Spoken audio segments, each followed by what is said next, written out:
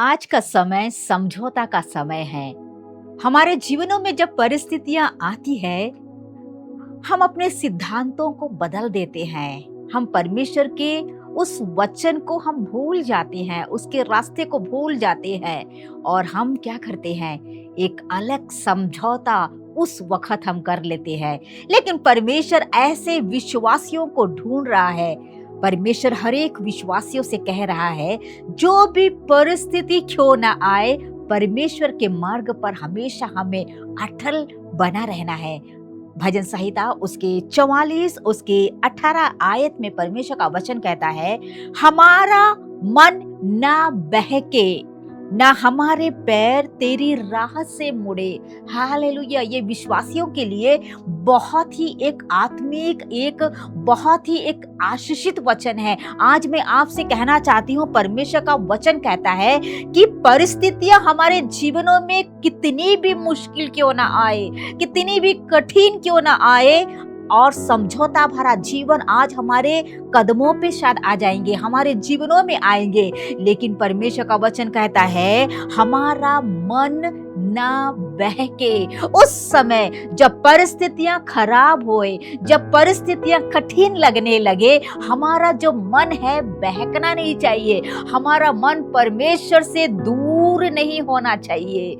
हमारा जो मन है कई बार भटक जाता है, जीवन भटक जाता है, लेकिन यदि हम परमेश्वर के साथ में बने रहते हैं, उसके साथ में उसके वचनों के अनुसार, उसके वचन के अनुसार यदि हमारा जीवन है और परमेश्वर के साथ में हमारा संबंध जुड़ा हुआ है, तो हमारा मन नहीं बहकेगा। हमारा मन उस परिस्थिति में एक कमजोर होगा नहीं, एक मजबूत होकर परमेश्वर के उस वचन के अनुसार में चलेंगे। परमेश्वर का वचन कहता है, सबसे पहले हमारे मन की हमें रक्षा करना है।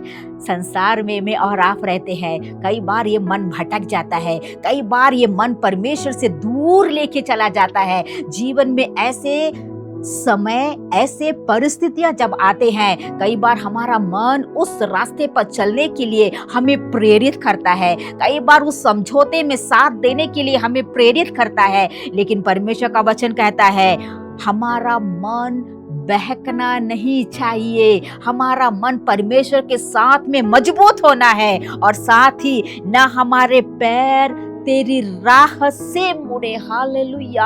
आज हमारे पैर, आज हमारा जीवन परमेश्वर के उस रास्ते पे चल रहा है। मेरे प्रियो, परमेश्वर का रास्ता, परमेश्वर के साथ में रहने वाला रास्ता आसान नहीं है, लेकिन वो जीवन का रास्ता है। वो हमें जीवन दान देगा। संसार के रास्ते आपके नजरों में शायद आसान होगा, आसान दिखेगा शायद, लेकिन परमेश्वर के उस रास्ते पर यदि आप चलेंगे, उसके वचन के अनुसार यदि आप चलेंगे, तो मैं आपसे कहना चाहती हूँ, उन परिस्थितियों में जब आपके जीवनों में कठिनाई आएगी, आपका मन बहकेगा नहीं। परमेश्वर के साथ में संबंध बना के आगे बढ़ेंगे और आपका जो कदम है उसके रास्ते पर बना रहेगा।